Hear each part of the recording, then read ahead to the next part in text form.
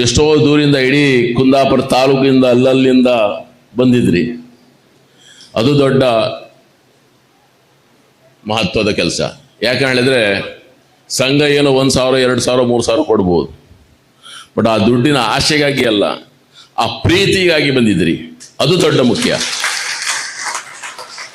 ದಿವಂಗತ ಸುರೇಶ್ ಪೂಜಾರಿ ಅವರು ಹಾಕಿಕೊಟ್ಟಂಥ ಮಾರ್ಗದರ್ಶನದಲ್ಲಿ ಇವತ್ತು ಅಶೋಕ್ ಪೂಜಾರಿ ಇರ್ಬೋದು ಅಥವಾ ಇನ್ನು ಬರುವಂಥ ಯಾವುದೇ ಅಧ್ಯಕ್ಷರಿರ್ಬೋದು, ಅವರು ಹಾಕಿಕೊಟ್ಟಂಥ ಮಾರ್ಗದರ್ಶನದಲ್ಲಿ ಇಡೀ ಇವತ್ತು ಸಂಘ ಬೆಳೀತಾ ಇದೆ. ಬೆಳೀಲಿಕ್ಕೆ ಕಾರಣ ನಿಮ್ಮೆಲ್ಲರ ಸಹಾಯ. ಇಡೀ ಸಮಾಜ ಒಬ್ಬ ಅಧ್ಯಕ್ಷನ ಹಿಂದಿದ್ರೆ ಇಂಥ ಕಾರ್ಯಕ್ರಮ ಏನೋ ಹೆಚ್ಚು ಮಾಡಿ ತೋರಿಸ್ಲಿಕ್ಕೆ ಅವರಿಗೂ ಒಂದು ಶಕ್ತಿ ಬರ್ತದೆ. ಇವತ್ತು ನೀವು 625 ಜನ, 667 ಜನ ಮಕ್ಕಳಿದ್ರೆ ಅದ್ರ ಹಿಂದೆ ನಿಮ್ಮ ತಂದೆ ತಾಯಿಗಳು ಇರ್ಬೋದು. ಬಟ್ ಎನಿವೇ, ಇವತ್ತು ನಮ್ಮ ಸಂಘ ಬಿಜಾಡಿ ಅಶೋಕ್ರವರ ಮುಂದಾಳತ್ವದಲ್ಲಿ ಭಾರಿ ಒಂದು ಒಳ್ಳೆ ರೀತಿಯಲ್ಲಿ ನಡೀತಾ ಇರೋದು ಹೇಳಲಿಕ್ಕೆ ತುಂಬ ಸಂತೋಷ ಆಗ್ತಾಯಿದೆ. ಸರ್ಕಾರನ ಅಲ್ಲಾಡಿಸುವಂಥ ತಾಕತ್ತು ನಿಮ್ಮ ಹತ್ರ ಇದೆ. ಅಲ್ಲಾಡಿಸಿದ್ರಿ ಗೊತ್ತು ನಮಗೆ, ಕರೆಕ್ಟ್ ಅಲ್ಲ ಸರ್? ಆದರೆ ಇವತ್ತು ಕೆಲವರಿಗೆ ನಾನು ನೋಡ್ತಿದ್ದೀನಿ 625 ಔಟ್ ಆಫ್ 625 ಒಳ್ಳೆಯದು. ಆ ಸ್ಟೆಪ್ಸ್ ಇಲ್ಲಿಗೆ ನಿಲ್ಲಬಾರ್ದು. ನಾನು ನಿಮ್ಮ ಹತ್ರ ಹೇಳ್ತಿರೋದು, ಮಕ್ಕಳ ಹತ್ರ, ಸ್ಪೆಷಲಿ ಮಕ್ಕಳ ಹತ್ರ ಹೇಳ್ತಿರೋದು, ಈ ಹೆಜ್ಜೆ ಏನು ನೀವು ತಗೊಂಡಿದ್ರಿ ಇದು ಪ್ರಥಮ ಹೆಜ್ಜೆ. ಈ ಹೆಜ್ಜೆ ನಿಮ್ಮನ್ನ ಎಲ್ಲೂ ತಗೊಂಡೋಗಿ ಮುಟ್ಬೋದು. ನಾಳೆಗೆ ನಮ್ಮ ಮೋದಿ ಸಾಹೇಬರು ರಿಟೈರ್ ಆಗ್ತಾರೆ, ಆ ಜಾಗಕ್ಕೆ ಹೋಗಿ ಮುಟ್ಬೋದು. ನೀವು ಖಾಲಿ ಇರುತ್ತೆ ಜಾಗ. ಈಗ ಇನ್ನೂ ಮುಟ್ಬೇಕಂತ ಆಸೆ ಇದ್ರೆ ಖಾಲಿ ಇರೋ ಜಾಗ ಇದೆ. ಯಾವುದು? ನಮ್ಮ ಅಬ್ದುಲ್ ಕಲಾಂ ಅವರು ಈಗ ಇಲ್ಲ ನಮ್ಮ ಮಧ್ಯೆ. Great scientist, great president India has ever produced. ಆ ಜಾಗನೂ ನಿಮಗಿದೆ. ರತನ್ ಟಾಟಾ ಅವರು ಇದ್ದಾರೆ. ಎಲ್ಲ ಫೀಲ್ಡಲ್ಲೂ ಅವಕಾಶ ಇದೆ. ಈಗ ಇಟ್ಟಿರೋ ಹೆಜ್ಜೆನ ಇನ್ನೂ ಉತ್ತಮವಾಗಿ ಒಳ್ಳೆ ರೀತಿಯಲ್ಲಿ ಇದು ಮಾಡಿ ಪ್ರಯತ್ನ ಮಾಡಿ ಮುಂದೆ ಬರ್ಲಿಕ್ಕೆ ಪ್ರಯತ್ನ ಪಡಿ. ಅದು ನಿಮ್ಮನ್ನ ಎಲ್ಲೂ ಹೋಗಿ ಮುಟ್ಸುತ್ತೆ. ಮುಂದೆ ಬರಲಿಕ್ಕೆ ಇರೋದು ಒಂದೇ ಒಂದು ದಾರಿ, ನಿಮಗೆ ಉತ್ತಮ ಶಿಕ್ಷಣ. ಪ್ರೌಡಾಗಿ ಹೇಳ್ತಿದ್ದೀನಿ, ನನ್ನ ಇವತ್ತು ಏನು ಸಕ್ಸಸ್ ಇದೆಲ್ಲ ನಾನು ಸುರೇಶ್ ಪೂಜಾರಿ ಹೋಗ್ತದೆ. ಅಲ್ಲಿ ಈ 34 ವರ್ಷದ ಹಿಂದೆ ಅವರು ಹಾಕಿರುವಂಥ ಇದು ಇನ್ನು ಮುಂದೆ ನಡ್ಕೊಂಡು ಹೋಗುತ್ತೆ. ಅವ್ರ ಮಗ ಇದ್ದಾರೆ, ಮತ್ತೆ ಬೇರೆಯಲ್ಲಿದ್ದಾರೆ. ಅವ್ರ ಜಾಗಕ್ಕೆ ಈಗ ಶ್ರೀ ನಾರಾಯಣ್ ಪೂಜಾರಿ ಅವ್ರು ಬಂದಿದ್ದಾರೆ, ಎಲ್ಲ ಇದ್ದಾರೆ. ನಿಮ್ಗೆ ಸಪೋರ್ಟ್ ಸಿಗ್ತದೆ. ನೀವು ತುಂಬ ಲಕ್ಕಿ. ನಿಮ್ಮ ಕರ್ತವ್ಯ ಇಷ್ಟೇ, ನೀವು ಆದಷ್ಟು ಮುಂದೆ ಬರಲಿ. ವಿದ್ಯೆಯಲ್ಲಿ ಬೇರೆ ಇದಲ್ಲ, ವಿದ್ಯೆಯಲ್ಲಿ ಮುಂದೆ ಬನ್ನಿ. The process of education makes you think clearly and also helps you grow as a person. This is the singular most important thing you all need to remember. It also helps you to understand, to make choices. What is right, what is wrong, what is good, what is bad. So please use your education very, very well. It's extremely important. My father came to Bombay and started his business at the age of 9. And he started this thing 34 years ago by donating textbooks. As told by people on the stage, you are very, very lucky to have this opportunity. Please make use of it.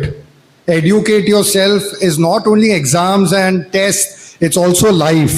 So please don't stop studying. I wish you best of luck. And my father, though he did night school, he had a library of 3,000 to 4,000 books in the house where he studied every day. So I encourage all of you all to continuously learn all your life. Thank you so much. ಸಮಾಜದ ಸಂಘಟನೆ ಹೇಳಿದಷ್ಟು ಸುಲಭ ಅಲ್ಲ.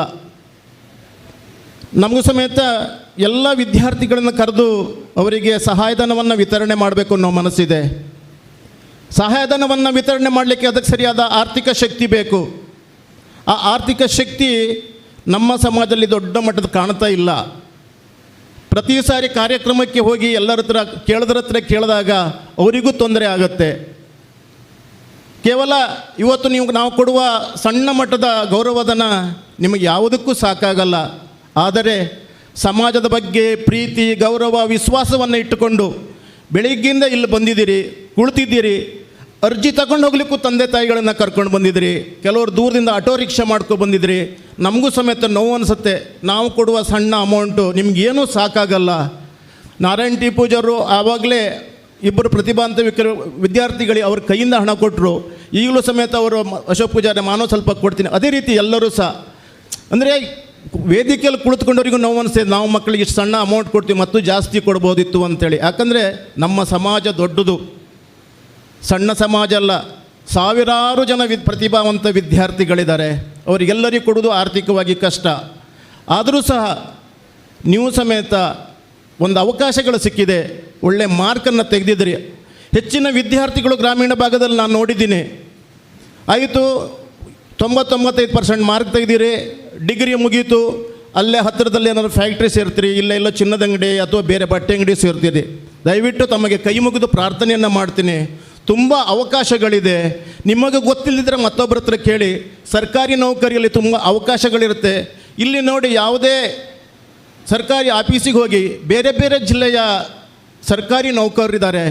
ಬ್ಯಾಂಕಲ್ಲಿ ಹೋಗಿ ಬೇರೆ ಬೇರೆಯ ರಾಜ್ಯದ ನೌಕರಿದ್ದಾರೆ. ನಾವು ಖಾಲಿ ಡಾಕ್ಟ್ರು, ಇಂಜಿನಿಯರು ಏನೇನೋ ಆಸೆಯನ್ನು ಇಟ್ಕೊಳ್ತೀರಿ. ಅದರ ಜೊತೆಗೆ ಸರ್ಕಾರಿ ನೌಕರರಾಗುವ ಅವಕಾಶವೂ ನಿಮಗಿದೆ.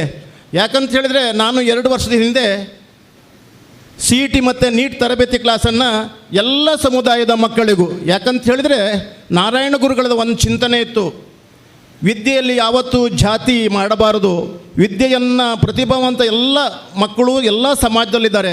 ಅವರಿಗೆ ಸರಿಯಾದ ವಿದ್ಯೆಯನ್ನು ಕೊಟ್ಟಾಗ ಮಾತ್ರ ನಾವು ಮನುಷ್ಯರಾಗಿ ಹುಟ್ಟಿದ್ದಕ್ಕೆ ಸಾಧ್ಯ ಅಂತ ನಾರಾಯಣ ಗುರುಗಳು ಹೇಳಿದ್ದಾರೆ. ಅದೇ ರೀತಿ ಎಲ್ಲ ಸಮುದಾಯದ ಮಕ್ಕಳನ್ನು ಕರೆದು ಉಚಿತವಾಗಿ ತರಬೇತಿಯನ್ನು ಮಾಡಿದ್ವಿ 1 ತಿಂಗಳ ಕಾಲ. ಆದರೆ ಎಲ್ಲೋ ಒಂದು ಕಡೆ ನನಗೆ ನಿರಾಶೆ ಆಯಿತು. ಯಾಕಂತ ಹೇಳಿದರೆ, ಮೊದಲ ದಿನ 100-200 ಮಕ್ಕಳು ಬಂದವರು ಕ್ರಮೇಣವಾಗಿ ಕಮ್ಮಿ ಆಗ್ತಾ ಬಂತು. ಕಾರಣ ಏನಂತ ಹೇಳಿದರೆ, ಸರ್ಕಾರಿ ನೌಕರಿ ಹೋಗಲಿಕ್ಕೆ ನಮ್ಗೆ ಇಷ್ಟನೇ ಇಲ್ಲ. ತಮ್ಮ ಮನಸ್ಥಿತಿಯನ್ನು ನಾವು ಬದಲಾವಣೆ ಮಾಡಬೇಕು. ಯಾಕಂದರೆ ಇವತ್ತಿನ ದಿನ ಸರ್ಕಾರಿ ನೌಕರದ್ದು ಉತ್ತಮವಾದ ಜೀವನ ಸಾಗಿಸ್ತಿದ್ದು ನಾವು ನೋಡಿದ್ವಿ. ನಮ್ಮ ಎದುರೇ ಕೂತ್ಕೊಂಡಿದ್ದಾರೆ ತುಂಬ ರಿಟೈರ್ಡ್ ಮೇಷ್ಟ್ರುಗಳು, ನಮ್ಮ ಸತೀಶ್ ಮಾಸ್ಟ್ರು ಎಲ್ಲ ಇದ್ದಾರೆ. ಅದು ಒಂದು ಸೇವೆ. ಯಾವುದೇ ಒಂದು ಹುದ್ದೆ ನಮಗೆ ಸೇವೆ ಮಾಡಲಿಕ್ಕೆ ಮಾತ್ರ.